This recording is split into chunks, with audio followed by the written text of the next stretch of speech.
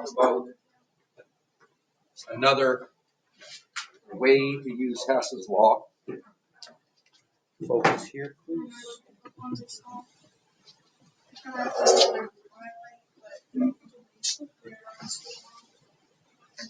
So, we talked about using the heats of formation to do the same thing that we did with the flipping of equation.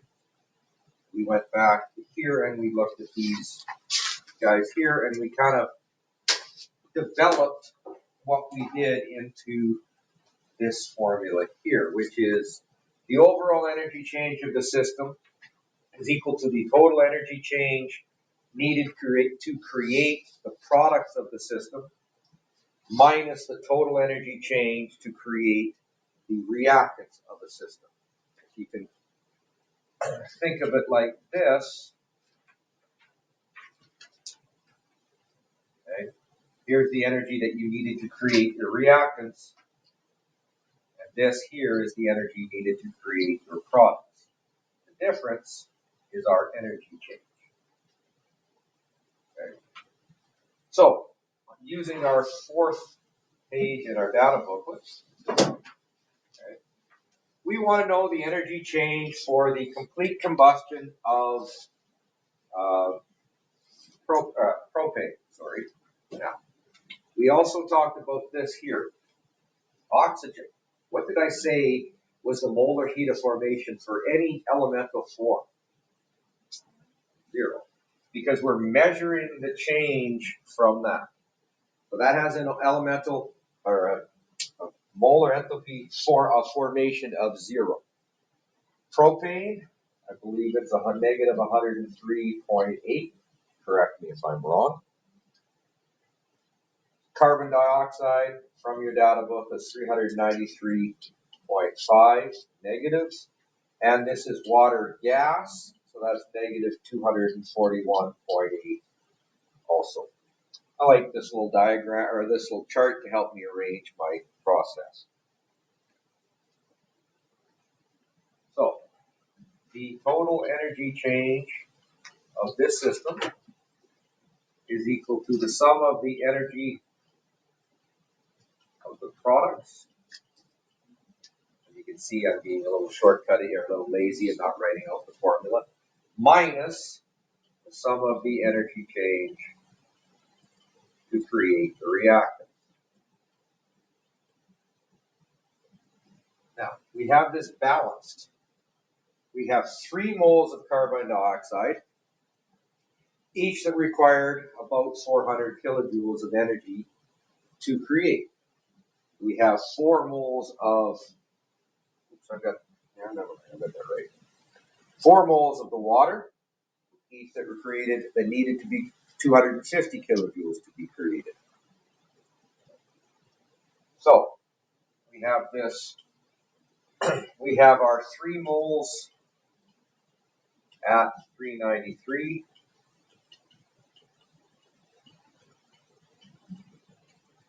Minus or plus 4 moles of water at negative 241.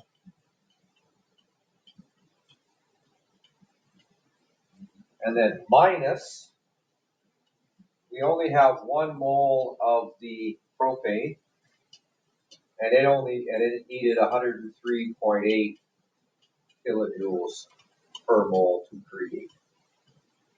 And I'm leaving out the oxygen because it's 0. I don't necessarily need it.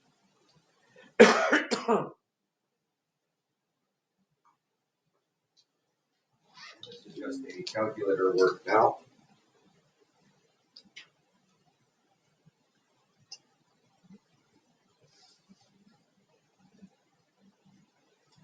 So we needed 2,147 kilojoules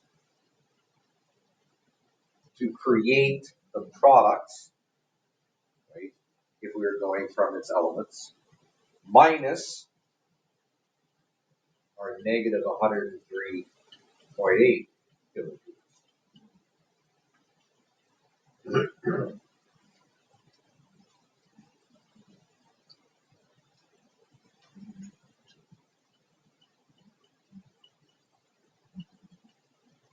So the overall energy change of this reaction is our 2043.9.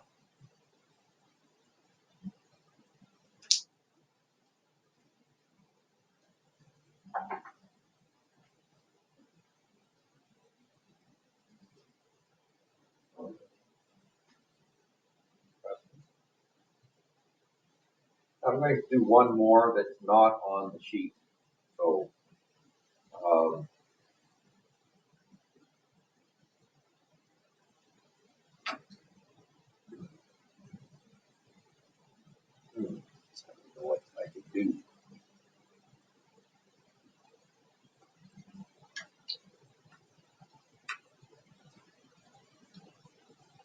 Well, we already kind of know this energy, but let's do 6 carbon dioxides plus 6 waters plus energy gives us 6, 8, 12, 06 plus 6 oxygen.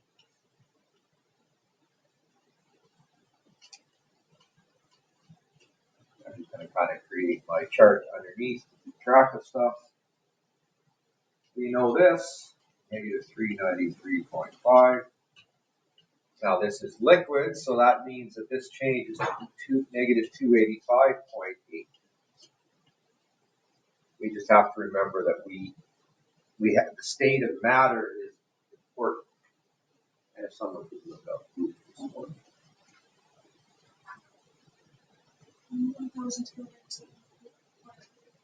Positive or negative? Negative 1,200. Okay. So we have everything, this being 0. Got my units over here to keep track of instead of having to write it down. So our overall energy change is equal to our energy of our products minus the sum of the energy of the reactor. And I'm getting less and I'm getting less willing to write stuff up. Now, obviously, we know that this is an endothermic process because, well, it's photosynthesis. We have 1 mole of our glucose at negative 1273 minus 6 moles of our carbon dioxide at negative 393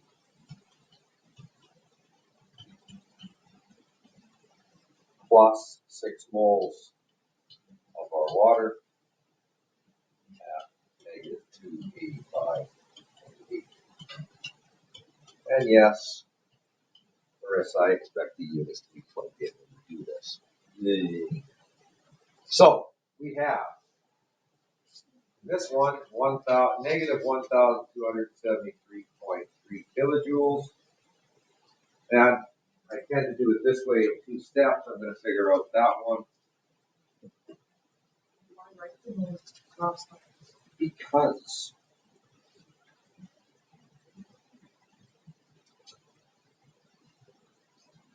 then we have minus 4,075.8 kilojoules.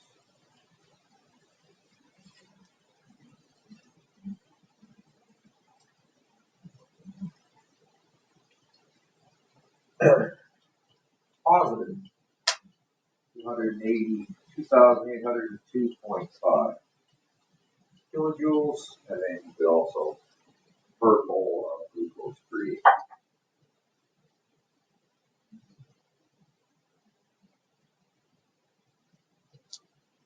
Any real concerns with that?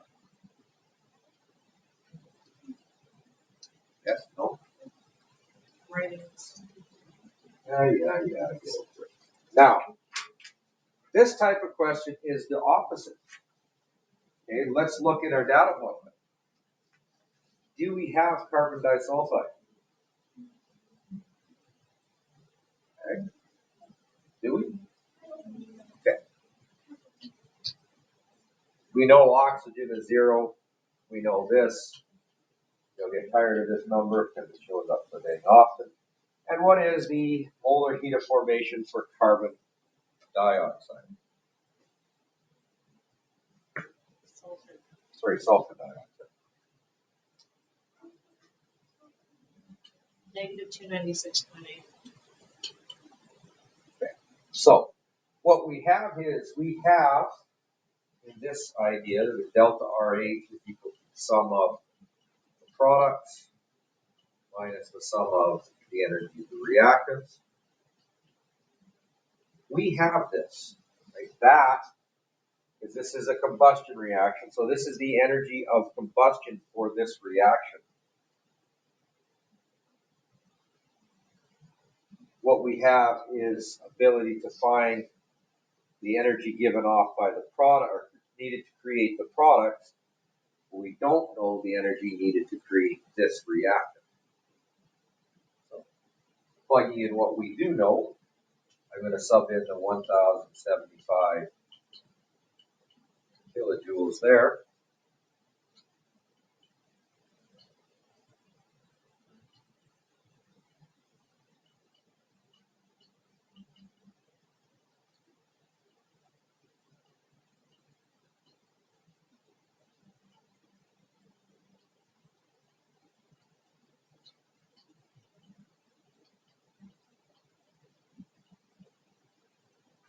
So there's my products minus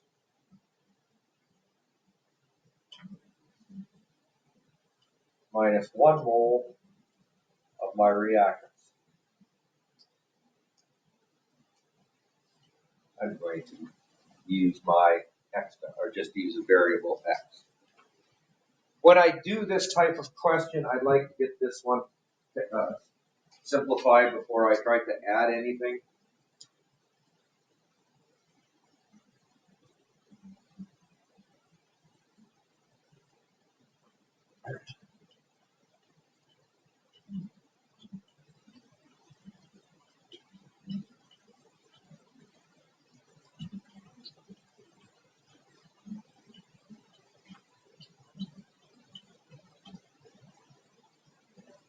So I'm going to add 987 to both sides.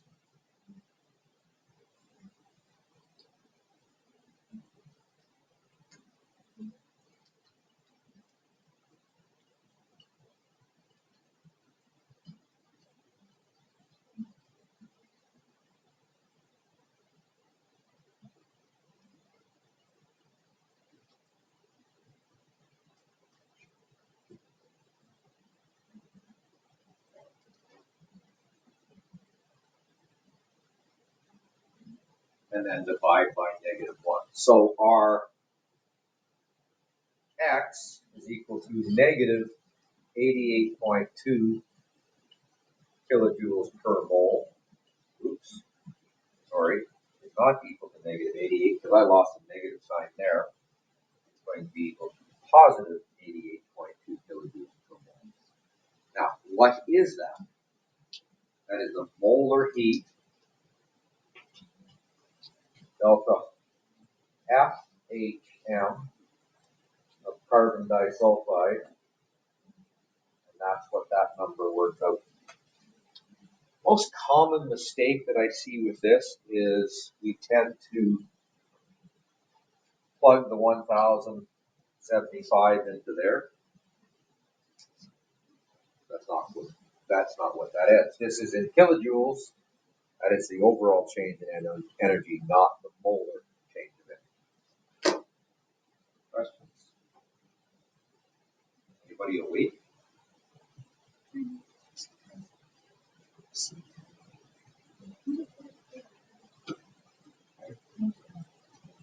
So, another piece of information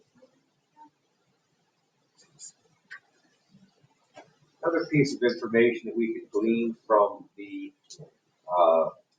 standard heats of formation table is something called thermal stability. Thermal stability is defined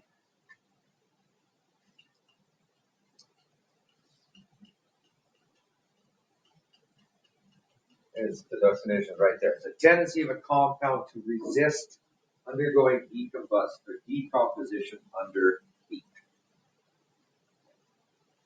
Water is very, very high because it takes positive 285.8 kilojoules per mole of energy to decompose it. How do I know that it's positive 285? Well, I know the heat of formation is negative 285.8 for this reaction. So because I'm going to flip it, it's positive 285 to decompose it. Now the tricky thing with water is you can heat it as much as you want and it's not going to form hydrogen and oxygen. You have to use electrical energy to do it with water. Other ones decompose under heat. Some, like the carbon disulfide, decompose under a little bit of pressure. All you have to do is get the reaction started and it will decompose. So we want to list the following from lowest thermal stability to the highest thermal stability. So I want you to give me the formation, energy of formation, and then we'll get the energy of simple decomposition.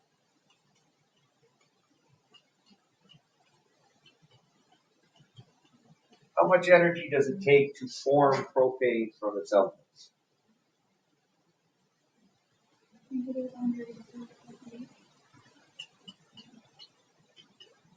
So for it to decompose would be positive 103.8.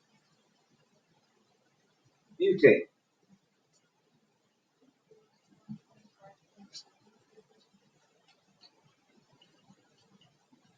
So this guy's, the simple decomposition would be positive 125.6. Ethene.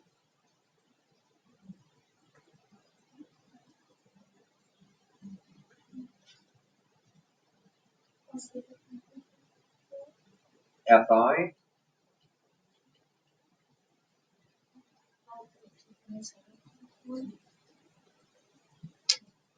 And ethane.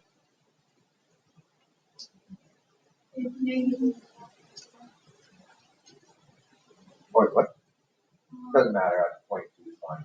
So ethene has a simple decomposition of negative 52.4. This guy would have a simple decomposition of negative 227.5, and this guy would be positive 84.2. So, from lowest thermal stability, basically what these numbers mean when they're positive, I need to add that much energy to break them apart. How much energy do I have to add to break these guys apart? Just enough to get the reaction started. These are both exothermic reactions. Our potential energy diagram looks like that. All I have to do is get this activate and just barely add this what's called activation energy. Think about throwing a match into gasoline.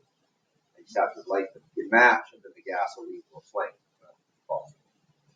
So from the least thermally stable would be ethene, okay,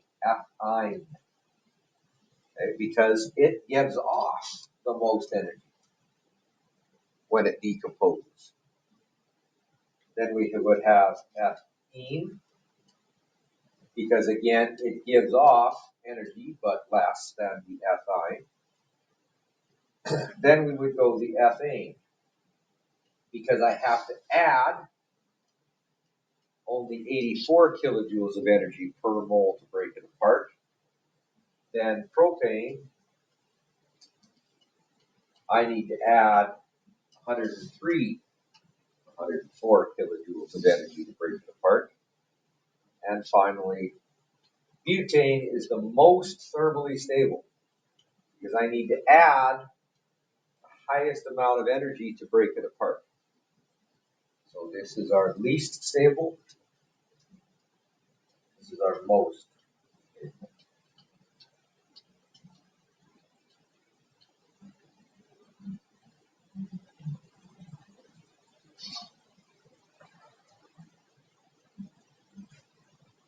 Any questions on this?